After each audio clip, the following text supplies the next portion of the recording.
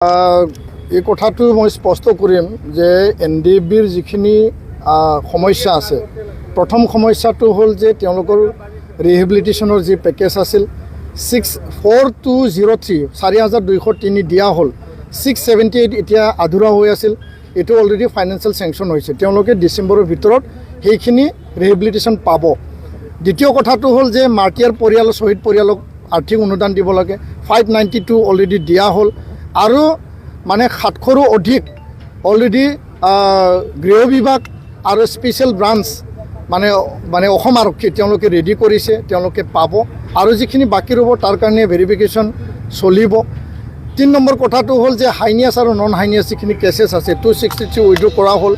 আৰু এতিয়া কিছুমান পদক্ষেপ লোৱা হৈছে। মুখ্যমন্ত্ৰী ডাঙৰীয়াই সেইদিনাখন কঠোৰ কিছু সিদ্ধান্ত লৈছে, আমি তেওঁক ধন্যবাদ জনাব লাগিব যে তাত যিখিনি কেছ আছে হাইনিয়াছ নন হাইনিয়াছ উইড্ৰ কৰিবৰ কাৰণে কিছুমান টেকনিকেল এতিয়া পৰ্যায়লৈকে যাই পেলাই কঠোৰ এটা সিদ্ধান্ত লৈছে। তাৰ যোগেদি প্ৰায় 600-700 কেছ উইড্ৰ হ'ব। আৰু ইয়াৰ কাৰণে কিছুমান লিষ্টিং প্ৰক্ৰিয়া আমি পুনৰ আৰম্ভ কৰিছোঁ। NDB হওক, আমি এফচি হওক, চুক্তি স্বাক্ষৰকাৰী সংগঠন। আৰু জেলত NIA আণ্ডাৰত 60 জন আছে। জেলত CBI অধীনত মানে ভাৰ্ডিক দিয়া, লাইফ ইমপ্ৰিজনমেণ্ট দিয়া প্ৰায় 6 জন আছে। সন্মানীয় ৰঞ্জন দৈমাৰী ডাঙৰীয়া আৰু জৰ্জ বড়ো, অজয় বসুমতাৰী, আমাৰ ৰিফিকাং গয়াৰী বা তেনেকুৱা আন সদস্যসকল, তো তেওঁলোকক জেলৰ পৰা মানে ওলাই আনিব লাগে। তাৰ কাৰণে আমি নিবেদন জনাইছোঁ। আৰু ইয়াত কোনেও বেয়া পোৱা কথা নাই। অসমত বহুতো ঘটনা হৈছে, বহুত সংঘাত হৈছে, গুলী বাৰুদ, বম ব্লাষ্ট, বিভিন্ন ঘটনা হৈছে। সময়ত আমি সিজনে সিজনক ক্ষমা প্ৰদান কৰিছে, ক্ষমা বিচাৰিছে। আমিও অসমবাসীৰ ওচৰত এই ঘটনা পৰিঘটনা যোনে নকৰক কিয়, যি দল সংগঠনে নকৰক কিয়, আমি ক্ষমা মাৰ্জনা বিচাৰিছোঁ। বড়ো জাতীয় সংগঠন হিচাপে যদিও NDB কৰিছিল, BLT কৰিছিল, আমি ক্ষমা মাৰ্জনা বিচাৰিছোঁ। আৰু তেওঁলোকে আজি চুক্তিত আবদ্ধ হ'ল, শান্তি প্ৰক্ৰিয়াত তেওঁলোকে আহিল। 5 বছৰ হ'ল চুক্তি, এতিয়া শান্তি, ইয়াত গুলী বাৰুদৰ কোনো পৰিৱেশ নাই, ইয়াত হত্যা হিংসাৰ কোনো পৰিৱেশ নাই।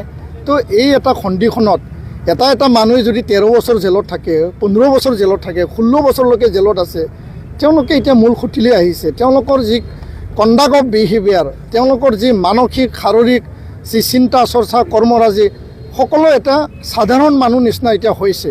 তো তাকে আমি জেলত তেওঁলোকক বুজনি ল'বলৈ গৈছিল, আলোচনা কৰিবলৈ গৈছিল। তেওঁলোকক শাৰীৰিক অসমৰ মাননীয় মুখ্যমন্ত্ৰীক আমি আহ্বান জনাইছোঁ যে এইটো কোনো ভাল বেয়া পোৱা কথা নাই।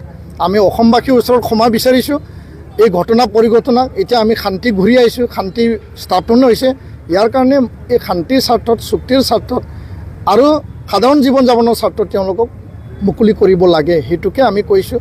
আৰু ইয়াত বাধা বা আন যিখিনি তাত কেডাৰসকল আছিল, তেওঁলোকক লগ ধৰিবৰ কাৰণে আমাৰ মানে সময়ৰ কিছু নাটনি হৈছিল। জেল কৰ্তৃপক্ষৰ কিছুমান তেওঁলোকৰ নিয়ম নীতি আছে। পুনৰ আমি জেললৈ যাম, তেওঁলোকক খা খবৰ ল'ম।